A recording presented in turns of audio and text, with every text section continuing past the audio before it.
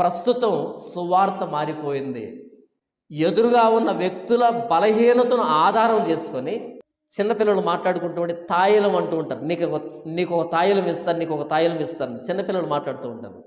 అలా యేసు ప్రభుని తాయిలంగా మార్చారు. నీకు యేసు ప్రభుని ఇస్తాను, చర్చికి రా, నీకు ఉద్యోగం వస్తుంది. నీకు యేసు ప్రభుని ఇస్తాను, చర్చికి రా, నీకు ఆరోగ్యం బాగుంటుంది. నీకు యేసు ప్రభుని ఇస్తాను, చర్చికి రా, నీకు పెళ్ళి అవుతుంది. చిన్నపిల్లలు మాట్లాడుకునేటువంటి తాయిలంగా మార్చారు యేసుక్రీస్తుని. ఇది కాదు బైబిల్లో ఉన్నటువంటి సువార్త. బైబిల్లో ఉన్న సువార్త కాకుండా, అపోస్తలులు మనకు అప్పగించిన సువార్త కాకుండా మరో సువార్తని ఎవరైనా ప్రకటిస్తే ఆ వ్యక్తి శాపగ్రస్తుడు.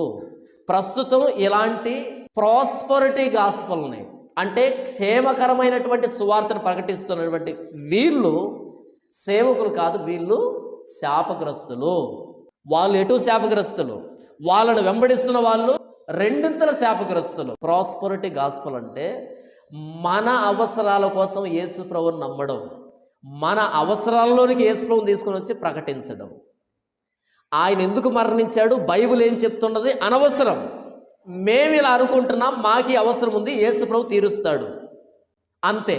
దీనిని ప్రాస్పరిటీ గాస్పల్ అంటారు. ఈ ప్రాస్పరిటీ గాస్పల్ అనేది ప్రస్తుతం క్రైస్తవ సమాజంలో తిరుగుతూ ఉంది.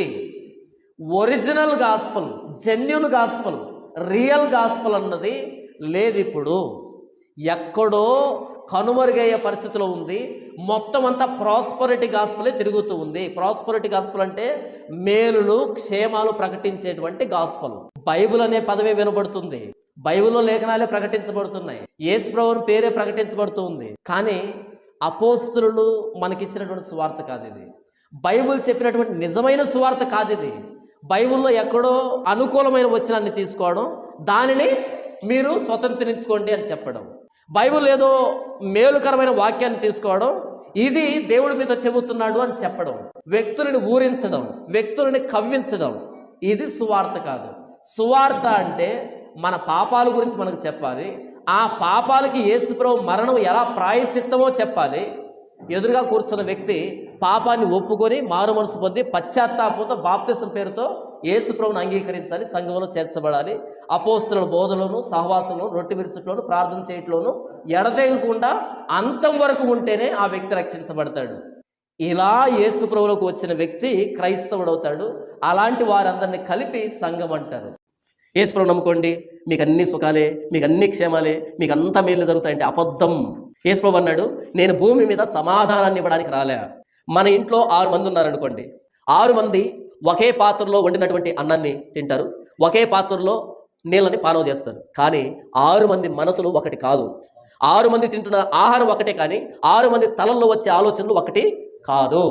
ఆ ఇంటిలోనికి ఒకరు యేసుప్రభు నమ్ముకొని వెళ్ళారనుకోండి, అదే యేసుప్రభు ఇంట్లో అందరికి నచ్చాలని రూల్ ఏమీ లేదు.